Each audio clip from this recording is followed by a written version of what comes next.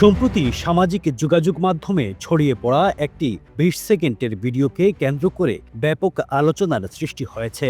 ভিডিওটি নেত্রকোনার পূর্বধলা উপজেলার নারায়ণডহর গ্রামে ধারণ করা হয়। এটি বৃহস্পতিবার অর্থাৎ ১৮ ডিসেম্বর সকালে সামাজিক মাধ্যমে সকলের নজরে আসে।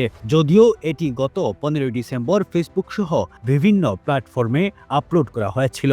ভাইরাল ভিডিওতে দেখা যায় নারায়ণডহর এলাকার জামিয়া বদরুল হুদা খাতুনে জান্নাত মহিলা মাদ্রাসার সামনে স্কেটিং করতে থাকা এক যুবক ভ্যানে যাতায়াতকারী এক মেয়েকে উত্ত্যক্ত করছে।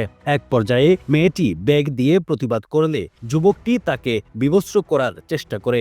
এমন দৃশ্য ভিডিওতে উঠে আসে। এই ঘটনায় সামাজিক যোগাযোগ মাধ্যমে ব্যাপক ক্ষোভ ও নিন্দা প্রকাশ করেন নেটিজেনরা। তবে পুলিশ ও স্থানীয় সূত্র জানায় ঘটনাটি বাস্তব নয়, বরং এটি পরিকল্পিতভাবে নির্মিত একটি স্ক্রিপ্টেড ভিডিও কন্টেন্ট। তথ্যে জানা গেছে ভিডিওটির নির্মাতা রোমান এবং স্কেটিং করা যুবকের চরিত্রে অভিনয় করেন রাকিব হাসান আর মেয়ের ভূমিকায় অভিনয় করেন হানিফ। তারা দুইজনই আপন ভাই এবং পূর্বধলা উপজেলার নারায়ণডহর গ্রামের ওয়াসিম মিয়ার ছেলে।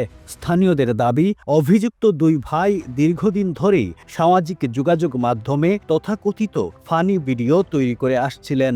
সেই ধারাবাহিকতায় আলোচিত ভিডিওটি নির্মাণ করা হয়।